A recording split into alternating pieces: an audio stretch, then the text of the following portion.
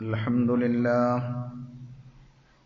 نحمده ونستعينه ونؤمن به ونتوكل عليه ونعوذ بالله من شرور أنفسنا ومن سيئات أعمالنا من يهده الله فلا مضل له ومن يضلل فلا هادي له وأشهد أن لا إله إلا الله وحده لا شريك له وأشهد أن محمدا عبده ورسوله أرسله بالهدى ودين الحق ليظهره على الدين كله ولو كره المشركون يا أيها الذين آمنوا اتقوا الله حق تقاته ولا تموتن إلا وأنتم مسلمون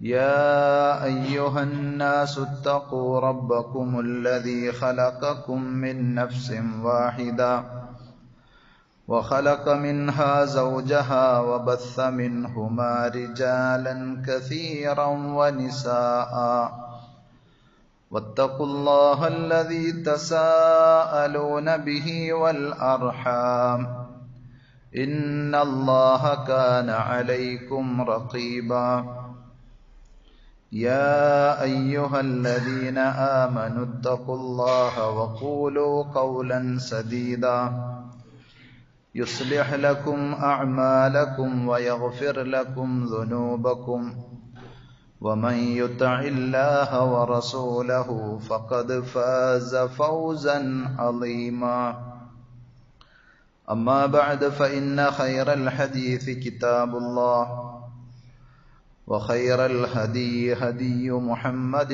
صلى الله عليه وسلم وشر الأمور محدثاتها وكل محدثة بدعة وكل بدعة ضلالة وكل ضلالة في النار أعوذ بالله السميع العليم من الشيطان الرجيم بسم الله الرحمن الرحيم الذين يأكلون الربا لا يقومون إلا كما يقوم الذي يتخبطه الشيطان من المس ذلك بأنهم قالوا إنما البيع مثل الربا وأحل الله البيع وحرم الربا فمن جاءه موعظة من ربه فانتهى فله ما سلف وأمره إلى الله ومن عاد فأولئك أصحاب النار هم فيها خالدون ആദരണീയരായ സഹോദരന്മാരെ സഹോദരികളെ, അള്ളാഹുവിൻ്റെ വിധിവിലക്കുകൾ ശരിയായ രൂപത്തിൽ പഠിച്ചു മനസ്സിലാക്കുവാനും ജീവിതത്തിൻ്റെ എല്ലാ മേഖലകളിലും അവ പരമാവധി ശ്രദ്ധിച്ചുകൊണ്ട് സൂക്ഷിച്ചുകൊണ്ട് പടച്ചറബിനോട് നന്ദിയുള്ളവരായി ജീവിച്ച് ഇരു ലോകത്തും വിജയം കൈവരിക്കുവാൻ ആത്മാർത്ഥമായി പരിശ്രമിക്കണമെന്ന് സ്വന്തത്തോടെന്ന പോലെ നിങ്ങൾ ഓരോരുത്തരോടും ആമുഖമായി ഓർമ്മപ്പെടുത്തുകയാണ്, വസിയ്യത്ത് ചെയ്യുകയാണ്. റഹ്മാനായ റബ്ബ് അവന്റെ വിധിവിലക്കുകൾ കണിശമായി പാലിക്കുന്ന യഥാർത്ഥ മുത്തഖീങ്ങളിൽ പറയുന്ന എന്നെയും കേൾക്കുന്ന നിങ്ങൾ ഓരോരുത്തരെയും അള്ളാഹു ഉൾപ്പെടുത്തി അനുഗ്രഹിക്കുമാറാകട്ടെ. നബി സല്ലല്ലാഹു അലൈഹി വസല്ലമക്ക് അള്ളാഹു കാണിച്ചു കൊടുത്ത അത്ഭുതകരമായ ചില കാഴ്ചകളെ കുറിച്ചാണ് കഴിഞ്ഞ 2 ആഴ്ചയിലെ ഖുതുബകളിൽ നമ്മൾ ചർച്ച ചെയ്തത്. ആ ഹദീസിന്റെ ബാക്കി ഭാഗം എന്നുള്ള നിലയിൽ 1-2 കാര്യങ്ങൾ കൂടി ഇൻഷാ അല്ലാഹ് ഇന്നത്തെ ഖുതുബയിൽ ഓർമ്മപ്പെടുത്തുവാനാണ് ഉദ്ദേശിക്കുന്നത്. 1ഉം 2ഉം 3ഉം കാഴ്ചകൾ കഴിഞ്ഞ 2 ഖുതുബകളിൽ നമ്മൾ വിശദീകരിച്ചു. 4-മതായി നബി സല്ലല്ലാഹു അലൈഹി വസല്ലം കണ്ടത് ഫൻതലഖ്ന അലാ നഹ്രിൻ മിൻ ദം, രക്തത്തിന്റെ ഒരു പുഴ. ആ രക്തപ്പുഴയിൽ റജുലുൻ സാബിഹുൻ യസ്ബഹു, ഒരു മനുഷ്യൻ അങ്ങനെ നീന്തി കുളിച്ചുകൊണ്ടിരിക്കുകയാണ്. അയാളുടെ കണ്ണിലും മൂക്കിലും വായിലുമെല്ലാം രക്തം കടന്നു കയറുന്ന രീതിയിൽ ചോരപ്പുഴയിൽ നീന്തുന്ന ഒരു മനുഷ്യൻ. വഅലാ ശത്തിൻ നഹർ, ആ പുഴയുടെ ഓരത്ത് വേറൊരാൾ നിൽക്കുന്നുണ്ട്. ഇൻദഹു ഹിജാറത്തുൻ കസീറ, അയാളുടെ അടുക്കൽ കുറെ ചരൽക്കല്ലുകളുണ്ട്, പാറക്കല്ലുകളുണ്ട്. ഈ മനുഷ്യൻ ആ പുഴ താണ്ടി നീന്തി കരപറ്റുവാൻ വേണ്ടി ശ്രമിച്ച് ചെല്ലുമ്പോൾ പിളർന്നു നിൽക്കുന്ന വായിലേക്ക് കരയിൽ നിൽക്കുന്ന വ്യക്തി പാറക്കല്ല് വെച്ച് എറിഞ്ഞ് ഓടിക്കുമെന്നാണ്. അങ്ങനെ നീന്തി രക്ഷപ്പെടുവാൻ നോക്കുമ്പോൾ കല്ലെറിഞ്ഞ് അയാൾക്ക് റമർ റജുലു ബിഹജരിൻ ഫീ ഫീഹി ഫറദ്ദഹു ഹൈതു കാൻ, അയാളുടെ പൂർവ്വസ്ഥിതിയിലേക്ക് അയാൾ പോകും. അങ്ങനെ ആ കാലമത്രയും ചോരപ്പുഴയിലൂടെ നീന്തിക്കൊണ്ടിരിക്കുന്ന ഒരു മനുഷ്യൻ. അയാളുടെ കുറ്റം എന്താണ് എന്ന് നബി സല്ലല്ലാഹു അലൈഹി വസല്ലം തുടർന്ന് ഹദീസിൽ വിശദീകരിക്കുന്നുണ്ട്. അയാൾ പലിശ ഇടപാടുകൾ നടത്തിയ ആളാണ്.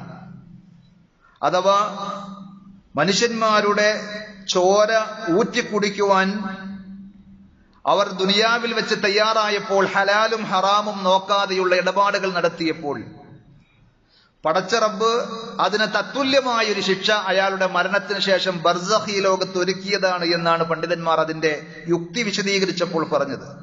ലിഅന്നഹു യംതസ്സു ദിമാഅൽ ഫുഖറാഇ ഫിദ് ദുനിയ, പാവപ്പെട്ടവന്റെ ചോര ഊറ്റിക്കുടിക്കുവാൻ അവർ തയ്യാറായപ്പോൾ ആ ചോരപ്പുഴയിൽ തന്നെ അയാൾക്ക് അല്ലാഹു കഴിയുവാനുള്ള അവസരം നൽകിയെന്നാണ്. സഹോദരങ്ങളെ, വളരെ ഗൗരവത്തോടു കൂടി നമ്മൾ ആലോചിക്കേണ്ട, ചിന്തിക്കേണ്ട ഒരു സംഗതിയാണ്. ഇന്ന് പല രൂപങ്ങളിൽ, പല പേരുകളിൽ പലിശയുടെ വിവിധ രീതി നമ്മുടെ അടുക്കിലേക്ക് കടന്നു വരാറുണ്ട്. പല ആളുകളും ലോണുകളായിട്ടും ഇൻസ്റ്റാൾമെന്റുകളായിട്ടും ഒക്കെ വ്യത്യസ്തങ്ങളായ കാര്യങ്ങളിലൂടെ സമീപിക്കുമ്പോൾ 0% ഇൻട്രസ്റ്റ് എന്ന് പറഞ്ഞുകൊണ്ട് പലിശയില്ല എന്ന വ്യാജേന, എന്നാൽ നമ്മൾ കൊടുക്കേണ്ടി വരുന്ന തുകയുടെ അവസാനം നോക്കുമ്പോൾ അതിൽ കൂടുതൽ എങ്ങനെയെങ്കിലും ഒക്കെ പറഞ്ഞവർ വാങ്ങിച്ചിട്ടുണ്ടാകും. 10,000 രൂപ എടുത്ത ആൾക്ക് 10,100 തിരിച്ചു കൊടുക്കണമെന്നുള്ളൊരു വ്യവസ്ഥയുണ്ടെങ്കിൽ അത് തന്നെയാണ് പലിശ എന്ന് പറയുന്നത്. അതുകൊണ്ട് തന്നെ അത്തരം ആളുകൾ അതൊരു കോമൺ സിസ്റ്റമായി മാറി എല്ലാവർക്കും പരസ്യമായി അതിനെ സംബന്ധിച്ച് ചോദിക്കുന്നു, വാങ്ങുന്നു, കൊടുക്കുന്നു, യാതൊരു ഭയപ്പാടുമില്ലാതെ. ബിസിനസിനെ സംബന്ധിച്ച് പ്ലാൻ ചെയ്യുമ്പോൾ തന്നെ അതിന്റെ മൂലധനം എവിടെ കിട്ടും? ബാങ്ക് ഉണ്ടല്ലോ, ലക്ഷങ്ങൾ വേണമെങ്കിൽ നമ്മെ സഹായിക്കുമല്ലോ, ലോൺ കിട്ടുമല്ലോ എന്നാണ് പലരും ചിന്തിക്കുന്നത്. ഒരു വാഹനം വാങ്ങണം, അപ്പോൾ ഫസ്റ്റ് തന്നെ അവരുടെ മനസ്സിലേക്ക് അതിന്റെ സാമ്പത്തിക ഇടപാടുകളെ സംബന്ധിച്ച് ആലോചിക്കുമ്പോൾ ഇന്ന ബാങ്കിൽ നിന്ന് അല്ലെങ്കിൽ ഇന്ന രീതിയിൽ നമുക്ക് പൈസ ഉണ്ടാക്കാം എന്ന് ചിന്തിക്കുന്ന ആളുകൾ. അതിനൊക്കെ ഒരു ന്യായം കണ്ടെത്തുന്നത് പിശാച് അവർക്ക് പറഞ്ഞു പഠിപ്പിച്ചിട്ടുള്ളത്.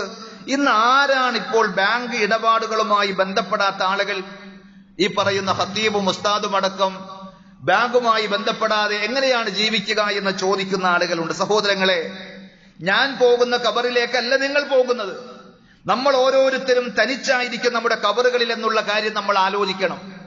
അതുകൊണ്ട് അയാൾ അങ്ങനെ ചെയ്യുന്നില്ല, ഇയാൾ അങ്ങനെ ചെയ്യുന്നില്ല, പിന്നെ എന്തായിരിക്കും ചെയ്താൽ എന്ന രീതി ദീനിന്റെ വിഷയത്തിൽ നമുക്ക് അഭിലഷണീയമല്ല. അവർ പറയുന്നതും ചെയ്യുന്നതും വൈരുദ്ധ്യമാണെങ്കിൽ അവരും പടച്ചിറപ്പുമായിക്കൊള്ളും. അവർ തെറ്റ് ചെയ്യുന്നു എന്നുള്ളത് നമുക്ക് തോന്നിവാസത്തിലൂടെ നടക്കുവാനുള്ള ലൈസൻസ് ആയാലും കാണേണ്ടതില്ല. പടച്ചറബിന്റെ വിചാരണയെ നമ്മൾ സമീപിക്കേണ്ടത്, നേരിടേണ്ടി വരുന്നത് തനിച്ചായിരിക്കും. ഓരോരുത്തരും തനിച്ചായിരിക്കും പടച്ചറബിന്റെ അടുക്കിലേക്ക് വരിക. വിചാരണയെ നേരിടുവാൻ വേണ്ടി ആരും കൈപിടിച്ച് രക്ഷപ്പെടുത്താൻ, അതിന്റെ പാപഭാരം കുറച്ച് ഞാൻ ഏറ്റെടുത്തുകൊള്ളാം എന്ന് പറഞ്ഞ് ആരും വരികയില്ല. അതുകൊണ്ട് നബി സല്ലല്ലാഹു അലൈഹി വസല്ലം പഠിപ്പിച്ചത് ഇജ്തനിബൂ അസ്സബ്അൽ മൂബിഖാത്ത്, വിനാശകാരികളായ 7 വൻപാപങ്ങൾ നിങ്ങൾ ഒഴിവാക്കണം എന്ന് പറഞ്ഞ് എണ്ണിപ്പഠിപ്പിച്ച കൂട്ടത്തിൽ ശിർക്കുണ്ട്, മനുഷ്യരെ കൊന്നുകളയുന്ന രീതിയുണ്ട്, ഇങ്ങനെ കുറെ കാര്യങ്ങൾ പറഞ്ഞ് സിഹറുമായി ബന്ധപ്പെട്ട കാര്യങ്ങളുണ്ട്. അതിലൊക്കെ ചേർത്ത് നബി സല്ലല്ലാഹു അലൈഹി വസല്ലം പറഞ്ഞതാണ് വഅക്ലർ റിബ, പലിശയുമായിട്ടുള്ള ഡീലുകൾ. പലിശ മുതൽ തിന്നുന്നത് മാത്രമല്ല കൊടുക്കുന്നതും അതിന് സാക്ഷി നിൽക്കുന്നതും അതുമായി ബന്ധപ്പെടുന്നതെല്ലാം ഇസ്ലാം വിലക്കിയിട്ടുണ്ട്. അള്ളാഹുവിന്റെ ദീനിൽ, അള്ളാഹുവിന്റെ നിയമത്തിൽ മുൻകാലങ്ങളിലും അള്ളാഹ് അയച്ച പ്രവാചകന്മാരൊക്കെ ഇത് നിഷിദ്ധമാണ്, പാടില്ല എന്ന് പഠിപ്പിച്ചവരായിട്ടാണ് പ്രമാണങ്ങൾ നമുക്ക് മനസ്സിലാക്കി തരുന്നത്. ജൂതന്മാരെ സംബന്ധിച്ച്, ബനൂ ഇസ്രായേലിനെ സംബന്ധിച്ച് പറഞ്ഞപ്പോൾ അവരുടെ ദോഷ്യവശങ്ങൾ, അവരുടെ വ്യതിയാനങ്ങളെ സംബന്ധിച്ച് ഉണർത്തിയപ്പോൾ ഖുർആൻ സൂറത്തുൻ നിസായിലെ 161 ആയത്തിൽ പ്രത്യേകം പറഞ്ഞു, പലിശ അവരോട് വിലക്കപ്പെട്ടിരുന്നു എന്നിരിക്കെ അവർ പലിശ വാങ്ങുകയും ചെയ്തു എന്നുള്ളത് അവരുടെ പാതകമായി, തിന്മയായി ഖുർആൻ എടുത്തു പറയുന്നുണ്ടെങ്കിൽ അത് കേവലം മുഹമ്മദ് നബി സല്ലല്ലാഹു അലൈഹി വസല്ലം ചില ആളുകളോട് പ്രത്യേകം പറഞ്ഞു കൊടുത്ത സംഗതിയല്ല, അള്ളാഹുവിന്റെ ദീനിൽ കാലാകാലങ്ങളായിട്ടുള്ള നിയമമാണ്. അതേപോലെ ഞാൻ തുടക്കത്തിൽ ഓതി വെച്ച സൂറത്തുൽ ബഖറയിലെ 275 ആയത്ത്, പലിശയുമായി ബന്ധപ്പെട്ട് ഒരാൾക്ക് വരുന്ന പതനത്തെ സംബന്ധിച്ച് തുടർന്നുള്ള ആയത്തുകളിലൊക്കെ അള്ളാഹു അതിന്റെ ഗൗരവത്തെക്കുറിച്ച് വിശദമായി നമുക്ക് പറഞ്ഞു തരുന്നുണ്ട്. ഹദീസിൽ നമ്മൾ കേട്ടത് ചോരപ്പുഴയിലൂടെ നീന്തി തുടിക്കുന്ന ഒരവസ്ഥയാണ് ബർസഖി ജീവിതത്തിൽ അവർക്കുള്ളതെങ്കിൽ, പരലോകത്തവർ വരുന്ന രംഗമാണ് സൂറത്തുൽ ബഖറയിൽ അള്ളാഹു പറഞ്ഞത്, അല്ലദീന യഅകുലൂന റിബാ ലാ യഖൂമൂന ഇല്ലാ കമാ യഖൂമുൽ ലദീ യതഖബ്ബതുഹു ശൈത്വാനു മിനൽ മസ്. പിശാച് ബാധയേറ്റ് ഭ്രാന്തനെ പോലെ മറിഞ്ഞു വീഴുന്ന ഒരവസ്ഥ. ഈ രൂപത്തിലായിരിക്കും അത്തരം ആളുകൾ, പലിശയുടെ മുതലുമായി ഇടപാട് ചെയ്യുന്ന ആളുകൾ ഖിയാമത്ത് നാളിൽ അവരുടെ ഖബറുകളിൽ നിന്ന് എഴുന്നേറ്റ് വരിക എന്ന് ഖുർആൻ പറയുകയാണ്. ذَلِكَ بِأَنَّهُمْ قَالُوا إِنَّمَا الْبَيْعُ مِثْلُ الرِّبَا. എന്തുകൊണ്ടാണ് അവർക്ക് അങ്ങനെയുള്ള ആ മോശമായ അവസ്ഥ, ദുരവസ്ഥ വരുവാനുള്ള കാരണം? അവർ ദുനിയാവിൽ വെച്ച് പറഞ്ഞു, പലിശ നിഷിദ്ധമാണ് എന്നെങ്ങനെ പറയാൻ സാധിക്കും? കച്ചവടം അനുവദനീയമാണെങ്കിൽ അതുപോലെ തന്നെയല്ല പലിശ. കച്ചവടത്തിൽ നമ്മൾ പൈസ ഇറക്കുന്നു, അതിന് ലാഭം നമ്മൾ വാങ്ങുന്നു. 10,000 രൂപ നമ്മൾ ഇറക്കി ബിസിനസ് ചെയ്താൽ 10,000 തന്നെയാണ് റിട്ടേൺ ഉള്ളതെങ്കിൽ നമ്മൾ ആരെങ്കിലും ബിസിനസ് ചെയ്യോ? ഇല്ലല്ലോ. അപ്പോൾ അതിൽ നിന്നൊരു ലാഭം നമ്മൾ പ്രതീക്ഷിക്കുന്നു. ഇതേപോലെ തന്നെ 10,000 രൂപ ബിസിനസ് ചെയ്യാൻ കഴിയുന്ന ആളുകൾക്ക് 10,000-ഓ 10 ലക്ഷമോ നമ്മൾ കൊടുക്കുന്നു. അതിൽ നിന്ന് 11 ലക്ഷം തിരിച്ചു തരണം എന്ന് പറഞ്ഞാൽ എന്താണ് ഛേദം, എന്താണ് നീതികേട് എന്നൊക്കെ ചോദിക്കുന്ന ആളുകൾ, അള്ളാഹു അവർക്ക് ഒരൊറ്റ മറുപടിയേ പറഞ്ഞിട്ടുള്ളൂ. അള്ളാഹ് പറഞ്ഞത് വഅഹല്ലല്ലാഹുൽ ബൈഅ വഹറമ റിബ. അള്ളാഹുവിനെ അംഗീകരിക്കാൻ, അള്ളാഹുവിന്റെ ദീൻ അംഗീകരിക്കാൻ നിങ്ങൾ ഒരുക്കമുണ്ടോ? അള്ളാഹു നിങ്ങൾക്ക് ആദ്യം പറഞ്ഞ കച്ചവടം അനുവദിച്ചു തന്നിരിക്കുന്നു, പലിശ പടച്ച റബ്ബ് നിഷിദ്ധമാക്കിയിരിക്കുന്നു. ഫമൻ ജാഅഹു മൗഇളത്തുൻ, അള്ളാഹുവിന്റെ പക്കൽ നിന്നുള്ള സതുപദേശം ആർക്കെങ്കിലും വന്നു കിട്ടിയിട്ട് ഫൻതഹാ ഫലഹു മാ സലഫ വഅംറുഹു ഇലല്ലാഹ്, എന്നിട്ട് അതിൽ നിന്ന് അയാൾ വിരമിക്കുവാൻ, പിന്മാറുവാൻ തയ്യാറായിട്ടുണ്ടെങ്കിൽ, കഴിഞ്ഞു പോയതെല്ലാം അയാളുടെ കഴിഞ്ഞു, അത് അള്ളാഹുവിന്റെ പക്കലാണ്. വമൻ ആദ, ഇനി ആരെങ്കിലും അതിലേക്ക് തന്നെ വീണ്ടും തിരിച്ചു പോകുവാൻ ഉദ്ദേശിക്കുന്നുവെങ്കിൽ ഫഉലൈക അസ്ഹാബുൻ നാർ, അവരാണ് നരകത്തിന്റെ വക്താക്കൾ. ഹും ഫീഹാ ഖാലിദൂൻ, അവർ അതിൽ ശാശ്വതവാസികളായിരിക്കും. ഖുർആൻ സൂറത്തുൽ ബഖറയിൽ 275 ആയത്തിൽ അങ്ങനെ പറഞ്ഞപ്പോൾ തൊട്ടടുത്ത 276 ആയത്തിൽ പറഞ്ഞത്, നിങ്ങൾ അതിലൂടെ സമ്പാദിക്കുന്ന സമ്പാദ്യങ്ങൾ എത്ര തന്നെയുണ്ടെങ്കിലും, ലക്ഷങ്ങളും കോടികളും നിങ്ങളുടെ കൈകളിൽ വന്നാലും ബറക്കത്തില്ലാത്ത സമ്പാദ്യമായിരിക്കും. യംഹഖുല്ലാഹു റിബ വയുർബി സ്വദഖാത്ത്, അള്ളാഹു ദാനധർമ്മങ്ങളെ പരിപോഷിപ്പിക്കും. ദുനിയാവിലും ആഖിറത്തിലും ദാനം കൊടുത്തിട്ടുള്ള ആളുകൾക്ക് വർധനവുണ്ട്, ഐശ്വര്യമുണ്ട്, അവരുടെ മനസ്സിനും അതിൻ്റെതായ നന്മയുണ്ട്. എന്നാൽ പലിശയുമായി ബന്ധപ്പെടുന്ന ആളുകളുടെ ഇടപാടുകളിൽ ബറക്കത്ത് അല്ലാഹു ക്ഷയിപ്പിച്ചു കളയും. അതുകൊണ്ട് വദറൂ മാ ബഖിയ മിനർ റിബ, പലിശ ഇനത്തിൽ എന്തെങ്കിലും നിങ്ങൾക്ക് ഇനി കിട്ടാനുണ്ടെങ്കിൽ അത് നിങ്ങൾ വിട്ടേച്ച് കളയണമെന്നാണ് പരിശുദ്ധ ഖുർആൻ ഉണർത്തിയത്. 279 ആയത്തിൽ തുടർന്ന് അല്ലാഹു വിശദീകരിക്കുന്നുണ്ട്, ഫഇൻ ലം തഫ്അലൂ, നിങ്ങൾ അത് ചെയ്യാൻ ഒരുക്കമല്ലെങ്കിൽ ഫഅ്ദനൂ ബിഹർബിൻ മിനല്ലാഹി വറസൂലി, അല്ലാഹുവിനോടും അവന്റെ റസൂലിനോടുമുള്ള ഒരു യുദ്ധപ്രഖ്യാപനത്തിന് നിങ്ങൾ ഒരുങ്ങിക്കൊള്ളുക എന്നാണ്. എത്രമാത്രം ഗൗരവത്തിലാണ് എന്നറിയോ? അള്ളാഹുവിനോട് യുദ്ധം ചെയ്യാൻ നിങ്ങൾ ഒരുങ്ങിക്കോ എന്നാണ് പരിശുദ്ധ ഖുർആൻ ഉണർത്തിയത്. ഇബ്നു അബ്ബാസ് റളിയല്ലാഹു അൻഹു പറയുമായിരുന്നു, യുഖാലു യൗമൽ ഖിയാമത്തി ലിആകിലി റിബ, പലിശ തിന്നുകൊണ്ട് ജീവിച്ച ആളുകളോട് ഖിയാമത്ത് നാളിൽ അള്ളാഹു പറയും, ഖുദ് ബിസിലാഹിക് ലിർഹർബ്, റബ്ബുമായിട്ട് യുദ്ധം ചെയ്യാൻ നിനക്ക് പറ്റിയ ആയുധങ്ങളൊക്കെയുണ്ടെങ്കിൽ നീ ശേഖരിച്ചോ എന്ന് പറഞ്ഞ് അയാളെ ശിക്ഷിക്കുവാൻ അള്ളാഹു തയ്യാറാകുന്ന രംഗം. അള്ളാഹു നമ്മെ എല്ലാവരെയും കാത്തുരക്ഷിക്കുമാറാകട്ടെ. പലിശയുമായി ബന്ധപ്പെട്ട എല്ലാ ഇടപാടുകളും അപകടമാണ് എന്ന് മനസ്സിലാക്കി, നഷ്ടമാണ് എന്ന് തിരിച്ചറിഞ്ഞ്, പടച്ചറബിന്റെ കോപമാണ് അതിൽ അടങ്ങിയിട്ടുള്ളത് എന്ന് മനസ്സിലാക്കി, ഖബറിലും പരലോകത്തും അതിന്റെ ശിക്ഷ നമ്മൾ അനുഭവിക്കേണ്ടി വരുമെന്ന് ഭയപ്പാടോടുകൂടി അതിനോട് നോ പറയുവാൻ നമുക്ക് സാധിച്ചാൽ സഹോദരങ്ങളെ, നമുക്ക് ദുനിയാവിൽ നേട്ടങ്ങൾ ഉണ്ടാകും. ലഅനല്ലാഹു ആകില റിബ വമൂകിലഹു വശാഹിദൈഹി വകാതിബഹു. പലിശയുമായി ബന്ധപ്പെട്ട് അത് വാങ്ങി തിന്നുന്ന ആളുകൾ മാത്രമല്ല അള്ളാഹു ശപിച്ചത്, നബി സല്ലല്ലാഹു അലൈഹി വസല്ലം മോശമാക്കി പറഞ്ഞത്, മറിച്ച് തിന്നുന്നവരും തീറ്റിക്കുന്നവരും അതിന് സാക്ഷി നിൽക്കുന്നവരും അതിന്റെ ഇടപാടുകൾ എഴുതി വെക്കുന്നവരും എല്ലാം അള്ളാഹു ശപിച്ചിട്ടുണ്ട് എന്ന് പരിശുദ്ധ ഖുർആനിന്റെ ആയത്തുകൾ വിശദീകരിച്ചുകൊണ്ട് തന്നെ നബി സല്ലല്ലാഹു അലൈഹി വസല്ലം നമ്മെ പഠിപ്പിക്കുകയാണ്. അതിലേറ്റവും ചെറിയ തിന്മയെ സംബന്ധിച്ച് പറഞ്ഞത്, പലിശയുമായി ബന്ധപ്പെട്ട ഏറ്റവും ചെറിയ തിന്മയുടെ ഗൗരവം എത്രയുണ്ട് എന്ന് ചോദിച്ചാൽ സ്വന്തം മാതാവുമായി വ്യഭിചരിക്കുന്നതിന് തുല്യമാണ് എന്നാണ്. നഊദു ബില്ലാഹ്. അപ്പോൾ അങ്ങനെയുള്ള ഒരു ഇടപാട് നമുക്ക് എങ്ങനെ തൃപ്തിപ്പെടുവാൻ സാധിക്കും വിശ്വാസികൾ എന്നുള്ള നിലയിൽ? അതുകൊണ്ട് പലിശയുമായി ബന്ധപ്പെട്ട എല്ലാ സംഗതികളോടും മാക്സിമം പരമാവധി അതിലേക്ക് പോകാതെ നമ്മുടെ ആവശ്യങ്ങളൊക്കെ നിറവേറാൻ നമ്മൾ പരിശ്രമിക്കുകയും റബ്ബിനോട് പ്രാർത്ഥിക്കുകയും ചെയ്യണം. അല്ലാഹുമ്മ ക്ഫിനി ബിഹലാലിക അൻ ഹറാമിക്. നബി സല്ലല്ലാഹു അലൈഹി വസല്ലം പഠിപ്പിച്ച ദുആയാണ്. അല്ലാഹുവേ, എന്റെ ഹലാലുകൾ കൊണ്ട് എന്റെ കാര്യങ്ങൾ നീ നിറവേറ്റി തരണം. ഹലാലുകൾ വിട്ട് ഹറാമിലേക്ക് പോകാത്ത വിധത്തിൽ എന്റെ കാര്യങ്ങളൊക്കെ നടക്കണം. എനിക്ക് വാഹനം വേണം, വീട് വേണം, മക്കളെ കെട്ടിക്കണം, മക്കളെ പഠിപ്പിക്കണം, എല്ലാം നമ്മുടെ ആവശ്യങ്ങളും ആഗ്രഹങ്ങളുമാണ്. ഹറാമുകളിലേക്ക് പോകാതെ ഹലാലുകളിലൂടെ തന്നെ റബ്ബേ എന്റെ കാര്യങ്ങൾ നീ നിറവേറ്റി തരണേ എന്ന് ആത്മാർത്ഥമായി നിങ്ങൾ പ്രാർത്ഥിച്ചു നോക്കൂ. ആ രീതിയിൽ നിങ്ങളൊന്ന് ചിന്തിച്ചു നോക്കൂ, അള്ളാഹു എളുപ്പമാക്കി തരും എന്നാണ്. അഞ്ചാമത് നബി സല്ലല്ലാഹു അലൈഹി വസല്ലം കണ്ട രംഗം റസൂലുള്ളാഹി സ്വല്ലല്ലാഹു അലൈഹി വസല്ലം തന്നെ ആ ഹദീസിൽ വിശദീകരിച്ചത് ഇങ്ങനെയാണ്: ഫൻതലഖനാ അലാ റജുലിൻ കരീഹിൽ മർആത്ത്. വിരൂപമായ, ഒരിക്കലും കാണാൻ ഇഷ്ടപ്പെടാത്ത ഒരു രൂപത്തിലുള്ള ഭീകരമായ വിരൂപമായ ഒരു രൂപമുള്ള മനുഷ്യന്റെ അടുക്കലേക്ക് ഞങ്ങൾ കടന്നു ചെന്നു. കഅക്റഹിമാ അൻ തറാഇൻ റജുല. നിങ്ങൾക്ക് കോലപ്പെടുത്തുവാൻ നിങ്ങൾ കാണുന്നതിൽ വെച്ച് ഏറ്റവും ഭീകരവും ഏറ്റവും വിരൂപവുമായ ഒരു മനുഷ്യൻ. ആരാണത്? വഇദാ ഇൻദഹു നാറുൻ യഹുഷുഹാ വയസ്ആ ഹൗലഹാ.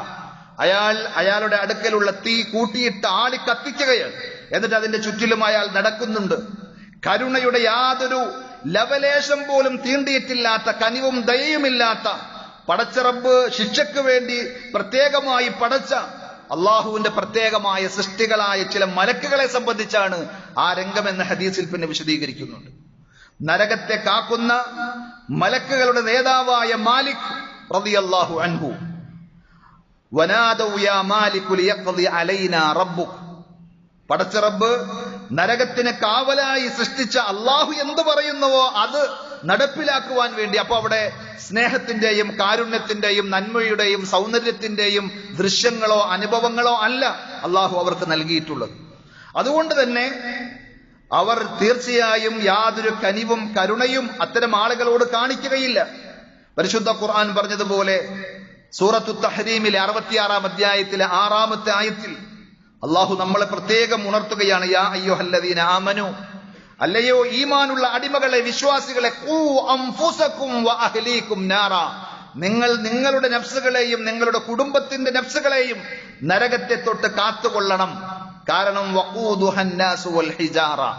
ആ നരകത്തിൽ കത്തിക്കപ്പെടുന്നത് കേവലം വിറകുകളോ അതല്ലെങ്കിൽ ഏതെങ്കിലും ഇന്ധനങ്ങളോ അല്ല, മറിച്ച് മനുഷ്യന്മാരെയും പാറക്കല്ലുകളെയുമാണ് അവിടെ ഇന്ധനമായി കത്തിക്കപ്പെടുന്നത്. അലൈഹാ മലായികത്തുൻ ഗിലാദുൻ ശിദാദ്. ശക്തന്മാരും പരുക്ക സ്വഭാവികളുമായ മലക്കുകൾ അതിന് കാവൽക്കാരായി അള്ളാഹു നിശ്ചയിച്ചിട്ടുണ്ട്. ലാ യഅസൂനല്ലാഹ മാ അമറഹും. അള്ളാഹ് അവരോട് എന്ത് കൽപ്പിക്കുന്നുവോ അതിന് തിരിച്ചൊന്നും മറുത്ത് ചെയ്യാതെ ധിക്കരിക്കാതെ അക്ഷരം പ്രതി അനുസരിക്കുന്ന മലായിക്കത്തുകൾ. വയഫ്അലൂന മാ യുഅമറൂൻ. അവരോട് കൽപ്പിക്കപ്പെടുന്നതൊക്കെ അവർ ചെയ്യും. അങ്ങനെയുള്ള മലക്കുകൾ. അവിടെ രക്ഷപ്പെടുവാൻ സഹോദരങ്ങളെ, ഇവിടെ നിന്ന് നമുക്ക് സാധിക്കേണ്ടതുണ്ട്, നമ്മൾ ശ്രമിക്കേണ്ടതുണ്ട്, നമ്മൾ ശ്രദ്ധിക്കേണ്ടതുണ്ട്. സൽക്കർമ്മങ്ങൾ, നന്മകൾ അധികരിപ്പിച്ചുകൊണ്ട്, നന്മകൾ ചെയ്യുവാനുള്ള അവസരങ്ങൾ പരമാവധി ഉപയോഗപ്പെടുത്തിക്കൊണ്ട്, ഒരു സുബ്ഹാനല്ലാഹ് പറയാൻ ഒരു സെക്കൻഡ് നമുക്ക് സാധിച്ചാൽ അത് പിന്നെ ആകട്ടെ, ഒരു 2 പേജ് ഖുർആൻ ഓതാൻ നമുക്ക് തോന്നിയാൽ അല്ലെങ്കിൽ സമയം കിട്ടിയാൽ അവസരമൊത്തു വന്നാൽ അതൊന്ന് മാറ്റിവെച്ചിട്ട് പിന്നത്തേക്ക് എന്ന രീതിയിൽ നമ്മൾ നീക്കി വെക്കല്ലേ എന്നാണ് പറഞ്ഞതിന്റെ താല്പര്യം. റസൂലുള്ളാഹി സ്വല്ലല്ലാഹു അലൈഹി വസല്ലം സ്വന്തം മകളോട് ഫാത്തിമ റളിയല്ലാഹു അൻഹയോട് പറയുന്നു: യാ ഫാത്തിമ ബിൻത മുഹമ്മദ്, ഏ മുഹമ്മദിന്റെ മകൾ ഫാത്തിമ, എന്റെ കരളിന്റെ കഷ്ണം എന്ന് നബി സല്ലല്ലാഹു അലൈഹി വസല്ലം പറഞ്ഞ ഫാത്തിമ റളിയല്ലാഹു അൻഹ അൻഖിദി നഫ്സകി മിനന്നാർ, മോളെ നിന്റെ നഫ്സിനെ നരകത്തിൽ നിന്ന് നീ തന്നെ കാത്തുകൊള്ളണം എന്ന് നബി സല്ലല്ലാഹു അലൈഹി വസല്ലം ഉപദേശിച്ചിട്ടുണ്ടെങ്കിൽ, സഹോദരങ്ങളെ, നമ്മൾ തന്നെ പ്രത്യേകം ശ്രദ്ധിച്ച് ആലോചിച്ച് നന്മകൾ കൊണ്ട് ആ നരകത്തിൽ നിന്ന് രക്ഷപ്പെടുവാനുള്ള പണികൾ ഇവിടെ അള്ളാഹു ആയുസ് നൽകുന്ന അത്രയും നമ്മൾ ശ്രദ്ധിക്കുകയും പരിശ്രമിക്കുകയും ചെയ്യേണ്ടതുണ്ട്. അദീ ഇബ്നു ഹാത്തിം റളിയല്ലാഹു അൻഹു പറയുന്നു, അന്ന നബിയ സല്ലല്ലാഹു അലൈഹി വസല്ലം ദക്കറ അന്നാർ, ഒരിക്കൽ നബി സല്ലല്ലാഹു അലൈഹി വസല്ലം ഞങ്ങൾക്ക് നരകത്തെ സംബന്ധിച്ച് വിശദീകരിച്ചു തന്നു. ഫഅശാഹ ബിവജ്ഹിഹി ഫതഅവദ മിൻഹാ, നരകത്തിന്റെ ഭയാനകത പറയുമ്പോ നബി സല്ലല്ലാഹു അലൈഹി വസല്ലം മുഖം തിരിച്ചുകൊണ്ട് അഊദു ബില്ലാഹി മിനന്നാർ, ആ നരകത്തിൽ നിന്ന് പടച്ചറബിനോട് ഞാൻ കാവലിനെ ചോദിക്കുന്നു, രക്ഷ തേടുന്നു എന്ന് പറഞ്ഞുകൊണ്ടിരിക്കുന്നു. ثم ذكر النار فأشاح بوجهه فتعوذ منها, വീണ്ടും നബി സല്ലല്ലാഹു അലൈഹി വസല്ലം നരകത്തെ പറ്റി പറഞ്ഞപ്പോൾ മുഖം തിരിച്ച് അതിന്റെ ഗൗരവം പ്രകടിപ്പിച്ചുകൊണ്ട് അള്ളാഹുവിനോട് ആ നരകത്തിൽ നിന്ന് രക്ഷ ചോദിച്ചു, കാവലിനെ തേടി. ثم قال, എന്നിട്ട് പറഞ്ഞു കൊടുത്തു സ്വഹാബത്തിനോട്, ഇത്തഖുൻ നാറ വലൗ ബിശിഖ്ഖി തംറത്തിൻ, ഒരു ഈത്തപ്പഴം മൊത്തമായി നിങ്ങളുടെ കയ്യിലില്ലെങ്കിൽ അതിന്റെ ഒരു ചീന്തുകൊണ്ടെങ്കിലും അത് സദഖ ചെയ്ത് ദാനധർമ്മത്തിലൂടെ ആ നരകത്തിന്റെ ഭയാനകതകളെ നിങ്ങൾ തടുക്കണം, സൂക്ഷിക്കണം എന്നാണ് നബി സല്ലല്ലാഹു അലൈഹി വസല്ലം പറഞ്ഞത്. ഇനി കൊടുക്കാൻ ഒന്നുമില്ലെങ്കിലോ ഫമൻ ലം യജിദ് ഫബികലിമത്തിൻ ത്വയ്യിബ, നല്ല വാക്കുകൊണ്ട് നല്ല സംസാരം കൊണ്ട് നിങ്ങൾ നരകത്തിന് മീതെ ഒരു മതിൽക്കെട്ട്, ഒരു മറയുണ്ടാക്കണം, അതിൽ കടന്നു പോകാതിരിക്കാൻ എന്നാണ് നബി സല്ലല്ലാഹു അലൈഹി വസല്ലം ഉണർത്തിയത്. അല്ലാഹു സുബ്ഹാനഹു വ തആല നമ്മളെ എല്ലാവരെയും നരകശിക്ഷയിൽ നിന്ന് കാത്തുരക്ഷിക്കുമാറാകട്ടെ. ആറാമത് നബി സല്ലല്ലാഹു അലൈഹി വസല്ലം കണ്ടൊരു രംഗം ഈ പറഞ്ഞതിൽ നിന്നൊക്കെ വ്യത്യസ്തമായി നല്ലൊരു കാഴ്ചയാണ്. നല്ല പച്ച പിടിച്ചൊരു തോട്ടം, ഒരു നല്ല വൃക്ഷത്തിന്റെ ചുവട്ടിൽ നീളമുള്ള ഒരു മനുഷ്യൻ, സുന്ദരനായ ഒരു മനുഷ്യൻ. വഹൗല റജുലി വിൽദാൻ, അയാളുടെ ചുറ്റും സുന്ദരരായ സുമുഖരായ കുറെ മക്കളുണ്ട്. മാ റഅയ്തു വിൽദാനൻ ഖത്തു അക്സറ മിൻഹും, അതിനേക്കാൾ കുട്ടികൾ കൂട്ടം ചേർന്ന് സംഘടിച്ച ഒരു കാഴ്ച ഞാൻ കണ്ടിട്ടില്ല. നബി സല്ലല്ലാഹു അലൈഹി വസല്ലം പറയാം, ആ കുട്ടികളുടെ മുഖത്തേക്ക് നോക്കിയാൽ സന്തോഷം തോന്നുന്ന സൗന്ദര്യത്തിന്റെയും ആഹ്ലാദത്തിന്റെയും പ്രതീകങ്ങളായ മക്കൾ. അവരുടെ നേതാവായ, അവരുടെ കൂട്ടത്തിൽ ഒരു പ്രായം ചെന്ന് വളരെയധികം നീളമുള്ള ഒരു മനുഷ്യൻ. വഅമ്മർ റജുലു തവീൽ അല്ലദീ ഫിർ റൗള, ആ തോട്ടത്തിൽ പ്രവാചകരെ താങ്കൾ കണ്ട ആ നീളമുള്ള മനുഷ്യൻ ഫഇന്നഹു ഇബ്രാഹിം അലൈഹിസ്സലാം, ഇബ്രാഹിം നബി അലൈഹിസ്സലാത്തു വസ്സലാമയാണ് അദ്ദേഹം. വഅമ്മൽ വിൽദാനു അല്ലദീന ഹൗലഹു, ഇബ്രാഹിം നബി അലൈഹിസ്സലാത്തു വസ്സലാമയുടെ ചുറ്റിലും കണ്ട ആ മക്കൾ, ആ കുട്ടികൾ, അവർ ഫകുല്ലു മൗലൂദിൻ മാത അലൽ ഫിത്ര, ചെറുപ്പത്തിലേ തന്നെ മരിച്ചുപോയ മക്കളാണവർ. ഖീല, അപ്പോൾ സ്വഹാബത്ത് ചോദിച്ചു, യാ റസൂലല്ലാഹ്, അല്ലാഹുവിന്റെ റസൂലേ, വഔലാദുൽ മുശ്രിക്കീൻ, ബഹുദൈവ വിശ്വാസികളായ മുശ്രിക്കുകളായ ആളുകളുടെ മക്കളും ആ കൂട്ടത്തിലുണ്ടോ? ചെറുപ്പത്തിൽ മരിച്ചുപോയി എന്നുള്ളത് കൊണ്ട് നബി സല്ലല്ലാഹു അലൈഹി വസല്ലം പറഞ്ഞു, വഔലാദുൽ മുശ്രിക്കീൻ, വാപ്പയും ഉമ്മയും ബഹുദൈവ വിശ്വാസികളാണെങ്കിലും ആ മക്കൾ ചെറുപ്രായത്തിൽ മരിച്ചുപോയിട്ടുണ്ടെങ്കിൽ അവരുമുണ്ട് ആ കൂട്ടത്തിൽ. കാരണം ലിഅന്നഹു മാതു അലൽ ഫിത്ര, അല്ലാഹ് സൃഷ്ടിച്ച കുല്ലു മൗലൂദിൻ യൂലദു അലൽ ഫിത്ര, ഓരോ കുട്ടിയും ദുനിയാവിലേക്ക് ജനിച്ചു വീഴുന്നത് പാപക്കറകളില്ലാത്ത ശുദ്ധ പ്രകൃതിയിലാണ്. ആ പ്രകൃതത്തോടുകൂടി മരിച്ചവരൊക്കെ ഇബ്രാഹിം നബി അലൈഹി സ്വലാത്തു വസ്സലാമയുടെ ചുറ്റിലും ഉണ്ടാകുമെന്ന് നബി സല്ലല്ലാഹു അലൈഹി വസല്ലം വിശദീകരിക്കുകയാണ്.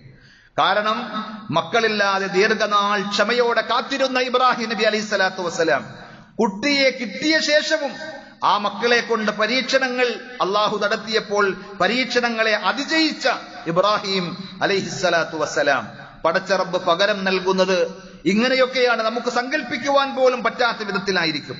ഇബ്രാഹിം നബി അലൈഹി സ്വലാത്തു വസ്സലാം പറയുന്നതായി പരിശുദ്ധ ഖുർആൻ തന്നെ പറയുന്നുണ്ട്, കാരുണ്യത്തിൽ നിരാശപ്പെടേണ്ട ആവശ്യമില്ല. മക്കളില്ലാത്തതിന്റെ പേരിൽ സങ്കടപ്പെടുന്ന ആളുകൾ, മക്കളെ കിട്ടിയിട്ട് ചെറുപ്പത്തിലെ മക്കൾ മരണപ്പെട്ടു പോയതിന്റെ പേരിൽ വ്യസനിക്കുന്ന സങ്കടപ്പെടുന്ന ആളുകൾ, അള്ളാഹുവിന്റെ കാരുണ്യത്തെ സംബന്ധിച്ച് ആരും നിരാശപ്പെടേണ്ടതില്ല. ഇബ്രാഹിം നബി അലൈഹി സ്വലാത്തു വസ്സലാമയുടെ തന്നെ വാക്കായി ഖുർആൻ പറയുന്നു, വമൻ യഖ്നതു മിർ റഹ്മത്തി റബ്ബിഹി ഇല്ലൽ ളാല്ലൂൻ, വഴിപിഴവിൽ പെട്ടുപോയ, ലലാലത്തിൽ പെട്ടുപോയ ആളുകളല്ലാതെ ആരാണ് തന്റെ റബ്ബിന്റെ കാരുണ്യത്തിൽ ആശയറ്റു പോവുക, നിരാശപ്പെട്ടു പോവുക?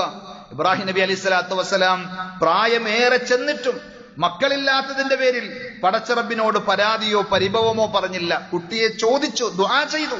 ആ കുട്ടിയെ കിട്ടിയപ്പോൾ വീണ്ടും പരീക്ഷണങ്ങൾ വന്നപ്പോഴും മക്കളുടെ വിഷയത്തിൽ ഉത്തമമായ മാതൃകയായി ഇബ്രാഹിം നബി അലൈഹി സ്വലാത്തു വസ്സലാം ജീവിച്ചതിന്റെ ഫലമായി കുറെ മക്കളോടൊത്ത് കഴിയുവാനുള്ള അവസ്ഥയാണ് അള്ളാഹു ബർസഖി ലോകത്ത് ഇബ്രാഹിം നബി അലൈഹി സ്വലാത്തു വസ്സലാമക്ക് നൽകിയത്. അതുകൊണ്ട് സഹോദരങ്ങളെ, നമ്മുടെ ജീവിതത്തിൽ ഈ നല്ല മാതൃകകൾ പഠിച്ച് മനസ്സിലാക്കി മരണത്തിന് ശേഷം ഖബർ എന്നുള്ളൊരു ലോകമുണ്ട്. ആ ലോകത്ത് നമുക്ക് സന്തോഷവും സമാധാനവും സ്വസ്ഥതയും കിട്ടണമെങ്കിൽ നബി സല്ലല്ലാഹു അലൈഹി വസല്ലം പഠിപ്പിച്ച ഖുർആൻ പറഞ്ഞു തന്ന നന്മയും വിശ്വാസവും നമ്മൾ സ്വീകരിച്ച് പാപങ്ങൾ ഉപേക്ഷിച്ച് തിന്മകളിൽ നിന്ന് പരമാവധി അകന്ന് പടച്ചറബിനോട് ആ ബർസഖി ലോകത്തെ ഖബറിലെ ശിക്ഷയിൽ നിന്ന് രക്ഷ ചോദിച്ചുകൊണ്ട് ഓരോ നിമിഷവും നമ്മൾ മുന്നോട്ട് പോവുക. സർവശക്തനായ അള്ളാഹു ദുനിയാവിലും നാളെ ഖബറിലും പരലോകത്തും നമുക്കൊക്കെയും നിർഭയത്വവും സമാധാനവും നൽകി അനുഗ്രഹിക്കുമാറാകട്ടെ.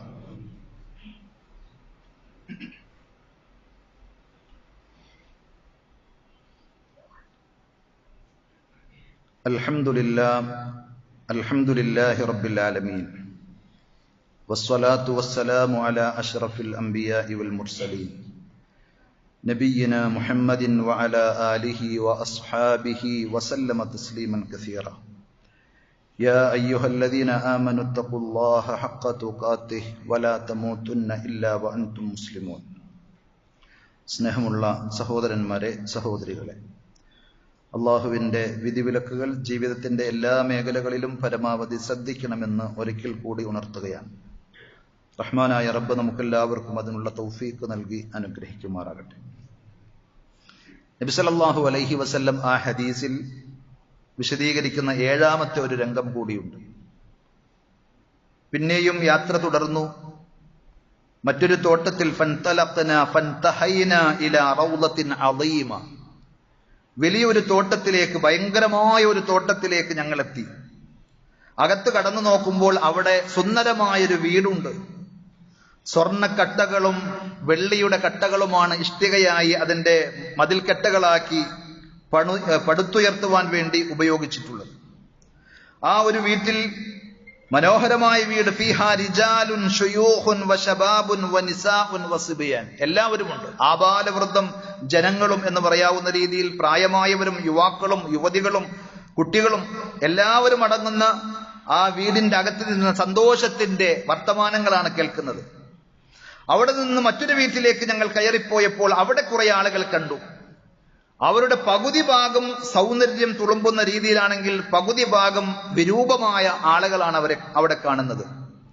ആദ്യം കണ്ടത് നന്മകൾ ചെയ്ത് സത്യവിശ്വാസം സ്വീകരിച്ച മുഅ്മിനീങ്ങളായ വിശ്വാസികളായ ആളുകളാണെങ്കിൽ, രണ്ടാമത് കണ്ട വിഭാഗം വഅമ്മൽ ഖൗമുൽ ലദീന കാനൂ ശത്റും മിൻഹും ഹസന, ഭാഗികമായി പകുതി ഭാഗം സൗന്ദര്യമുള്ള നല്ല കാണാൻ കൊള്ളാവുന്ന കോലത്തിലുള്ള ആളുകൾ, വശത്റുൻ ഖബീഹ, വേറെ ബാക്കി പകുതി ഭാഗമാകട്ടെ വിരൂപമായി ആർക്കും കാണാൻ താല്പര്യമില്ലാത്ത, നോക്കാൻ ഇഷ്ടപ്പെടാത്ത രീതിയിൽ മോശമായ കാഴ്ച, മോശമായ അവസ്ഥ.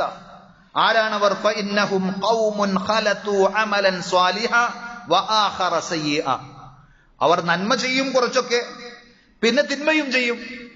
ഇങ്ങനെ നന്മയും തിന്മയും കൂട്ടിക്കലർത്തി ചെയ്ത ആളുകൾ.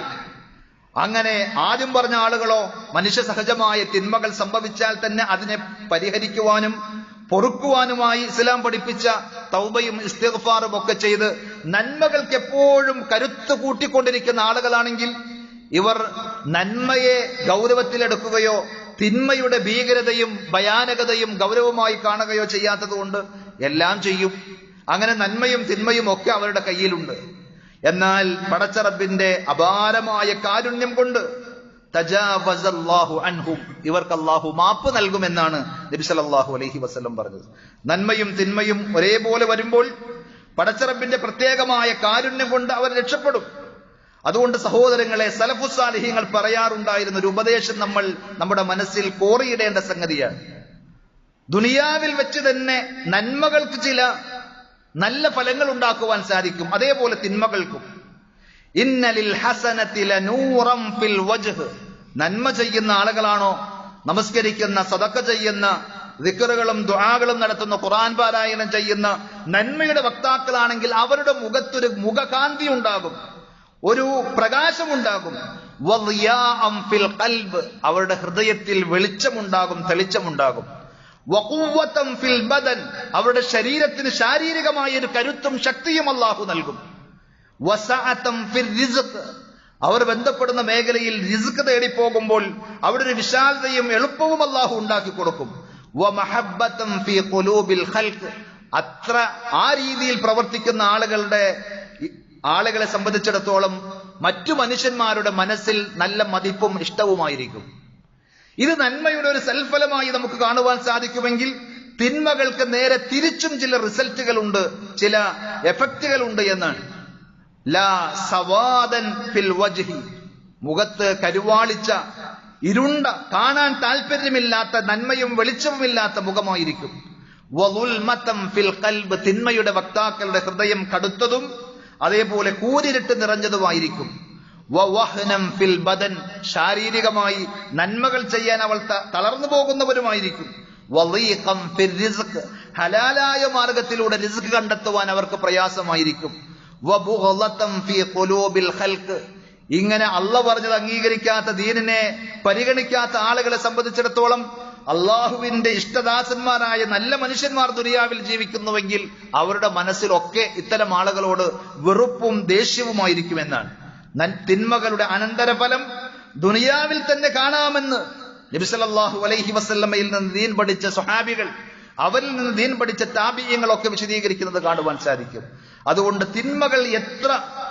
തിന്മകൾ ചെയ്യുവാൻ എത്ര അനുകൂലമായ സാഹചര്യം നമുക്ക് കിട്ടിയാലും ഈമാനിന്റെ കരുത്തുകൊണ്ട് അതിനെ അതിജയിക്കുവാൻ നമുക്ക് സാധിക്കണം. കാരണം ക്ഷമ അല്ലെങ്കിൽ സഹനം എന്ന് പറയുമ്പോൾ സബർ എന്നതിന് ഇസ്ലാമിക ലോകത്തെ വിശദീകരണം ഹബ്സുൻ നഫ്സി അമ്മാ യക്റഹുല്ലാഹ്, അല്ലാഹ് വെറുക്കുന്ന കാര്യത്തിൽ നിന്ന് മനസ്സിനെ നമ്മൾ കൺട്രോൾ ചെയ്ത് തടഞ്ഞു പിടിച്ചു നിർത്തുക എന്നതാണ് ക്ഷമ എന്ന് പറഞ്ഞാൽ. അതിൽ 2-3 തലങ്ങളുണ്ട്. അതിൽ പ്രധാനപ്പെട്ട ഒന്ന് അസ്സബ്റു അൻ മഅസിയത്തില്ലാഹ്, അല്ലാഹ് വിലക്കിയ തിന്മകളിലേക്ക് മനസ്സ് ചെയ്യ് എന്ന് പറഞ്ഞ് പ്രേരിപ്പിക്കുമ്പോൾ ഇല്ല എന്ന് പറഞ്ഞ് ആ മനസ്സിനെ നിയന്ത്രിച്ച് കടിഞ്ഞാണിട്ട് പിടിച്ചു നിർത്തുവാൻ നിങ്ങൾക്ക് സാധിച്ചാൽ ക്ഷമയുടെ ഏറ്റവും വലിയ പദവി നിങ്ങൾ കൈവരിച്ചു എന്നാണ്. മഹാനായ യൂസുഫ് നബി അലൈഹി സ്വലാത്തു വസ്സലാമയുടെ ചരിത്രം വിശദീകരിക്കുമ്പോൾ ഇസ്ലാമിക ലോകത്തെ പണ്ഡിതന്മാർ പ്രത്യേകം നമ്മെ പഠിപ്പിച്ചൊരു കാര്യം, അദ്ദേഹത്തെ സഹോദരങ്ങൾ കൊണ്ടുപോയി പൊട്ടക്കിണറ്റിൽ എറിഞ്ഞപ്പോൾ സഹിച്ചതിനേക്കാൾ വലിയ സഹനം രാജാവിന്റെ വീട്ടിൽ, അസീസിന്റെ വീട്ടിൽ കഴിയുമ്പോൾ ചെറുപ്പക്കാരനായ യൂസുഫ് നബി അലൈഹി സ്വലാത്തു വസ്സലാമയെ ഭാര്യ സുലൈഹ, രാജാവിന്റെ ഭാര്യ സുലൈഹ അവിഹിതത്തിലേക്ക്, വ്യഭിചാരത്തിലേക്ക്, തിന്മയിലേക്ക് ക്ഷണിച്ചപ്പോൾ അവിടെ അതിനോട് നോ പറയുവാൻ കാണിച്ച മനക്കരുത്ത് യൂസുഫ് നബി അലൈഹി സ്വലാത്തു വസ്സലാമയുടെ മഹത്വത്തെയും പദവിയെയും ഉയർത്തുന്ന സംഗതിയാണ് എന്നാണ്. ചെറുപ്പം എന്ന് പറഞ്ഞാൽ രക്തത്തിളപ്പുള്ള ഒരു പ്രായം, സ്വന്തം നാടല്ല, ആരും പരിചയമുള്ള ആളുകളില്ല. ഒരു പെണ്ണിങ്ങോട്ട് ക്ഷണിക്കുകയാണ് എല്ലാവിധ സാഹചര്യങ്ങളും ഒരുക്കിയിട്ട്. മആദല്ലാഹ്, ഞാൻ അല്ലാഹുവിൽ അഭയം തേടുന്നു എന്ന് പറഞ്ഞ് ആ തിന്മയിൽ നിന്ന് തിരിഞ്ഞു നടക്കുവാൻ ഇബ്രാഹിം നബി അലൈഹി സ്വലാത്തു വസ്സലാമക്ക് സാധിച്ചത് അദ്ദേഹത്തിന്റെ ക്ഷമയുടെയും ഈമാനിന്റെയും ഇഖ്ലാസിന്റെയും ഏറ്റവും നല്ല പാഠമായി ഖുർആൻ അവതരിപ്പിക്കുമ്പോൾ ആ രീതിയിൽ തിന്മകളോട് നോ പറയാൻ നമുക്ക് സാധിച്ചാൽ നമ്മുടെ മുഖത്ത് ഈമാനിന്റെ പ്രസരിപ്പുണ്ടാകും, ശരീരത്തിന് ഈമാനികമായ കരുത്തും ശക്തിയും ഉണ്ടാകും നന്മകൾ ചെയ്യാൻ. ദിക്റുകളും ദുആകളും ഖുർആൻ പാരായണത്തിനും ഒന്നും ഒരു മടിയില്ലാതെ നമുക്ക് കൂടുതൽ നന്മകൾ അധികരിപ്പിക്കുവാനുള്ള ശേഷി അല്ലാഹു നൽകുമെന്നാണ് പറഞ്ഞത്. അതുകൊണ്ട് ആ ഖബറിലെ ശിക്ഷയിൽ നിന്ന് രക്ഷപ്പെടാൻ സഹോദരങ്ങളെ, തിന്മകളായി ഇസ്ലാം ഉണർത്തിയ എല്ലാറ്റിൽ നിന്നും പരമാവധി അകന്ന് നന്മകളായി ഇസ്ലാം പഠിപ്പിച്ച എല്ലാം തൗഹീദും ഈമാനും തവക്കുലും ഒക്കെ നമ്മുടെ മനസ്സിന്റെ ആദർശമായി സ്വീകരിച്ച് ജീവിതത്തിൽ നന്മകൾ അധികരിപ്പിക്കുവാനുള്ള അവസരങ്ങൾ പരമാവധി ഉപയോഗപ്പെടുത്തിക്കൊണ്ട് നമ്മൾ മുന്നേറുമ്പോൾ തീർച്ചയായും ആ ശിക്ഷകളിൽ നിന്നൊക്കെ രക്ഷപ്പെട്ട് അള്ളാഹു ഒരുക്കിയ നന്മയും സുഖങ്ങളും അനുഭവിക്കുവാൻ നമുക്ക് സാധിക്കും. അള്ളാഹു നമുക്ക് എല്ലാവർക്കും അതിനുള്ള തൗഫീഖ് നൽകുമാറാകട്ടെ. ഖബറിലെ ശിക്ഷയിൽ നിന്ന് രക്ഷ തേടാൻ നബി സല്ലല്ലാഹു അലൈഹി വസല്ലം പഠിപ്പിച്ച ഒട്ടേറെ പ്രാർത്ഥനകളുണ്ട്. അല്ലാഹുമ്മ ഇന്നി അഊദു ബിക മിൻ അദാബിൽ ഖബർ, അള്ളാഹുവെ ഖബറിലെ ശിക്ഷയിൽ നിന്ന് ഞാൻ നിന്നോട് രക്ഷ തേടുന്നു എന്ന് നമസ്കാരത്തിന്റെ അവസാനത്തിലൊക്കെ നമ്മൾ പ്രാർത്ഥിക്കാറുള്ളതാണ്. ആ ഖബർ ശിക്ഷ സത്യമാണ് എന്ന് മനസ്സിലാക്കി ഭയാനകതകളിൽ നിന്ന് രക്ഷപ്പെടാൻ ആത്മാർത്ഥമായി പ്രയത്നിക്കുകയും പ്രാർത്ഥിക്കുകയും ചെയ്യുക. റഹ്മാനായ റബ്ബ് നമ്മെ എല്ലാവരെയും അനുഗ്രഹിക്കുമാറാകട്ടെ. നമ്മുടെ ജീവിതത്തിൽ വന്നുപോയിട്ടുള്ള എല്ലാ അബദ്ധങ്ങളും തെറ്റുകുറ്റങ്ങളും റഹ്മാനായ റബ്ബ് നമുക്ക് വിട്ടുപുറത്ത് മാപ്പാക്കി തരുമാറാകട്ടെ. നമ്മുടെ സഹോദരൻ റഫീഖ് സാഹിബിന്റെ ഉമ്മ ഹോസ്പിറ്റലിലാണ് എന്ന് പറഞ്ഞ് അദ്ദേഹം വിളിച്ചിട്ടുണ്ടായിരുന്നു. അതേപോലെ ഹോസ്പിറ്റലുകളിലും വീടുകളിലുമൊക്കെ രോഗികളായി കഴിയുന്ന എല്ലാവരുടെയും പ്രയാസങ്ങളും ബുദ്ധിമുട്ടുകളും അള്ളാഹു നീക്കി കൊടുക്കുമാറാകട്ടെ. പരിപൂർണമായ ശിഫയും ആഫിയത്തും അള്ളാഹു അവർക്കും നമുക്കും നൽകി അനുഗ്രഹിക്കുമാറാകട്ടെ. നമ്മിൽ നിന്ന് മരണപ്പെട്ടു പോയ നമ്മുടെ മാതാപിതാക്കൾ, ബന്ധുമിത്രാദികൾ, സുഹൃത്തുക്കൾ എല്ലാവർക്കും അള്ളാഹു മഗ്ഫിറത്തും മർഹമത്തും നൽകി അനുഗ്രഹിക്കുമാറാകട്ടെ. അവരെയും നമ്മെയും പടച്ചറബ്ബ് അവന്റെ വിശാലമായ ജന്നാത്തുൽ ഫിർദൗസിൽ ഒരുമിച്ച് കൂട്ടി ആദരിക്കുമാറാകട്ടെ. اللهم اغفر للمؤمنين والمؤمنات والمسلمين والمسلمات الأحياء منهم والأموات إنك مجيب الدعوات يا قاضي الحاجات. اللهم أعز الإسلام والمسلمين وأذل الشرك والمشركين. اللهم أجرنا من النار. اللهم أجرنا من النار. ربنا آتنا في الدنيا حسنة وفي الآخرة حسنة وقنا عذاب النار. صلى الله على نبينا محمد وعلى آله وأصحابه وسلم والحمد لله رب العالمين.